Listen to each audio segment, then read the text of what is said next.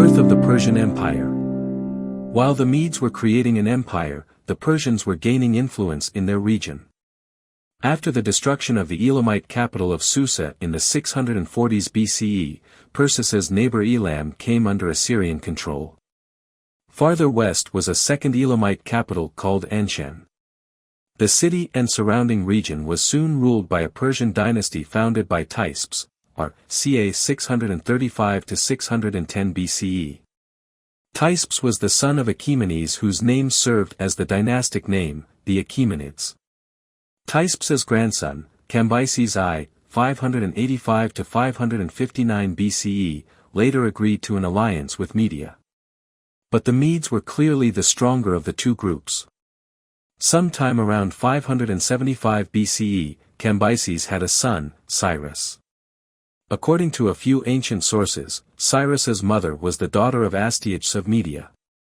This establishes a family link between the two Persian kingdoms of Persis and Media. Some modern historians, however, doubt this claim is true. Several ancient historians offer different stories about Cyrus's birth and childhood. In one version, his grandfather Astyages had a dream that suggested a grandson of his would become king. To prevent this, Astyages ordered that the newborn Cyrus be killed. But the Median official given the job could not bring himself to kill the baby, and instead gave him to a poor shepherd to raise. In another story, Cyrus was actually the son of poor farmers. But he managed to find work with the Median rulers and became a favorite because of his great skill. Some modern historians point out that similar tales have been told about Near Eastern rulers before Cyrus. Ancient historians most likely took the basic structure of those earlier legends and adapted them for Cyrus, without any knowledge of the true facts of his early life. Historians know that Cyrus took the throne in Anshan when he was still a teenager, in 559 BCE. He soon began one of the greatest series of conquests in world history. By this time, Persis was actually divided into two smaller kingdoms. Cyrus began his military feats by uniting all of Persis under his rule. Then, sometime around 550 BCE, he went to war with Media. Details of the cause of the war are not clear. Astyages might have struck first, seeking to prevent Cyrus from becoming more powerful. Or Cyrus might have wanted to gain control of the Median king's territory. In any event, some of the Median forces left Astyages to fight for Persis. They handed their king over to Cyrus.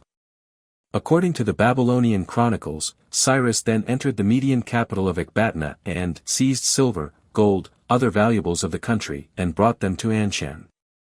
Cyrus was now the king of a united Persia, and he built a new capital city called Pasargadae. Other Persian-speaking tribes of the region also accepted Cyrus as their king, and he was sometimes called the Great King. To modern historians, he is known as Cyrus the Great, the founder of the First Persian Empire. After Cyrus united Media with the two kingdoms of Persis, he replaced the Kara he had used with a professional army. This force grew in size as the now united Persians conquered new lands and added new soldiers from those lands. Cyrus next looked northward and captured Urartu, a kingdom located near Lake Van, in what is now Turkey. By around 547 BCE, the Persians' growing power worried Croesus, the king of Lydia. Croesus took an army across the border between his nation and Media. The Lydian forces included Greeks who lived in Lydia along the Aegean Sea. Croesus's and Cyrus's armies clashed near Cappadocia, in today's central Turkey. Neither side won a clear victory, and Croesus pulled his troops back to Sardis, his capital in western Turkey. The Lydian king also sent some of his troops home for the winter. This proved to be a deadly mistake. Rather than pull back after the fighting at Cappadocia, Cyrus followed his enemy westward. Croesus saw Cyrus getting ready for an attack, and quickly called for help from his allies, Egypt and Babylonia. But they could not respond in time. As part of his force, Cyrus had soldiers on camels who led the attack. In the histories, Herodotus explained the purpose of this strategy. The horse fears the camel and cannot abide the sight or the smell of it. Indeed, as soon as the battle was joined, the very moment the horses smelled the camels and saw them, they bolted back, and down went all hope for Croesus. The Persians then began a siege of Sardis, which lasted 2 weeks. A siege means cutting off a town or fort from the outside so it cannot receive supplies and citizens cannot escape. The siege forced Croesus to surrender, and Cyrus added Lydia to his empire. It took several years, however, for Persian generals to end rebellions in the region. On to Babylonia. In the years that followed, Cyrus turned his attention to Babylonia. This would be his next military target, so he tried to win allies in the region. The ruler, Nabonidus, 556 to 539 BCE, had angered some of the Babylonian priests by turning away from the local god Marduk and accepting a new, foreign god. Cyrus received promises of support from some of these priests. A Babylonian general named Ugbru, d. 538 BCE, also promised to help Cyrus. In 539 BCE, Cyrus made his move into Babylon. The Babylonian Chronicles describes how his forces killed many Babylonians in Opis, along the Tigris River. Then he turned on the city of Sippar, where Nabonidus was staying. The Chronicles say, the 15th day, Sippar was seized without battle. Nabonidus fled.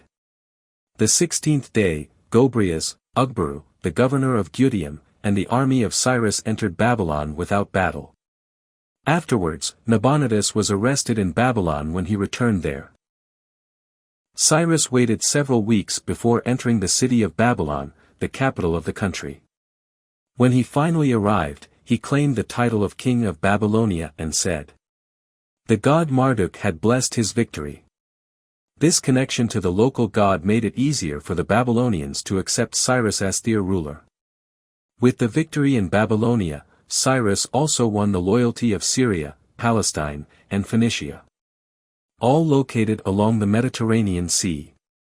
The Phoenicians were particularly well known for their skills as sailors and shipbuilders, so for the first time the Persians had a navy. Cyrus did not make great changes in how the Babylonians ran their affairs. Local people remained in charge of the government, under the control of a Persian satrap. Cyrus let the people worship any god they chose. The pattern of giving conquered people a good deal of freedom would continue under other Persian rulers. After his victory in Babylonia, Cyrus turned his attention to the east. He may have already fought in eastern Iran and Central Asia, in the years before his Babylonian conquest. Details of his military actions in the east are hard to find. But it seems certain that he expanded the territory of the old Median Empire in the region beyond the Oxus River, now called the Amu Darya. This region was called Transoxiana, and included parts of what are now Afghanistan, Uzbekistan, Turkmenistan, Tajikistan, and Kazakhstan. Along the Jaxartes River, now called the Sir Darya, Cyrus founded a new city, Syropolis, most likely in what is now Tajikistan. Near there, according to Herodotus, the Persians fought in 530 BCE against the Massagetæ, who were a Scythian people. Cyrus had his men build boats to form a bridge across the Jaxartes River. On the other side, the Persians battled forces led by Massagetæ Queen Tomiris, dates unknown. Cyrus had earlier kidnapped her son, who killed himself while in Persian hands. In this battle with Tomiris, Cyrus was killed. His body was brought back to Pasargadae, where it was placed in a tomb that still stands today in the ruins of Pasargadae. On to Egypt. With the death of Cyrus, his oldest son, Cambyses, became the great king. When he was alive, Cyrus had already given his son control of Babylonia. It was clear that he intended for Cambyses to one day rule the whole empire. Cambyses ended the military action in the east. Upon returning to Persia, he made plans to invade the only other Near Eastern empire remaining, Egypt. The preparations for this invasion took 4 years. Cambyses strengthened the Phoenician navy, so it could battle the Egyptians at sea. Greek soldiers from Anatolia also joined the Persian army, and the island of Cyprus aided Cambyses to prepare for his land invasion. Cambyses made a deal with Arabs who lived along the Sinai Desert. The Arabs agreed to provide water to the Persians as they marched across the hot sands on their way to Egypt. Camels would carry animal skins filled with the water. Just as his father had done before attacking Babylon, Cambyses also won allies among his enemies' people. He convinced a Greek general to turn against his master, the Egyptian pharaoh, King Emipres, 569 to 525 BCE. The general and his Greek troops were mercenaries. Professional soldiers who fought for anyone who was willing to pay them. Cambyses also seemed to earn the support of Egyptian priests who opposed their pharaoh. In 525 BCE, while both sides were still preparing for war, Emipres died. His son Samtile III, r. 525 BCE, then took control. But his rule did not last long. The Persians soon reached Egypt. They won a major battle outside Pelusium, near where the Nile River enters the Mediterranean. No details of the battle survive, but Herodotus wrote, "The battle was very fierce, many fell on both sides, and at last the Egyptians were defeated." The Greek historian said that, decades after the battle, he saw the piles of bones left by the dead soldiers. With this loss, the pharaoh retreated to Memphis. Cambyses and his men were in pursuit. After a siege of the city, Cambyses defeated Samtile and won control of Egypt. As he began his rule, a former Egyptian admiral and the pharaoh's personal doctor, Wejehorezn, helped Cambyses behave like a true Egyptian king. The Egyptians accepted Cambyses as the first pharaoh in a new ruling dynasty. But soon many priests turned against his rule. This is because Cambyses lowered the taxes collected to support the priests and the temples of the gods. That meant the priests had to do more for themselves. Despite Wejehorezn's praise, Cambyses is not portrayed well in most ancient history books. The priests' anger, as well as the Greek attitude that Persians were generally uncivilized, may have influenced what they wrote. Herodotus portrayed Cambyses as ruthless, and perhaps even crazy, when he ruled the Egyptians. Modern historians take a more balanced view. Kaveh Farik wrote in Shadows of the Desert that Cambyses, like his father, respected conquered peoples and their customs. End of episode 2. Thank you for watching.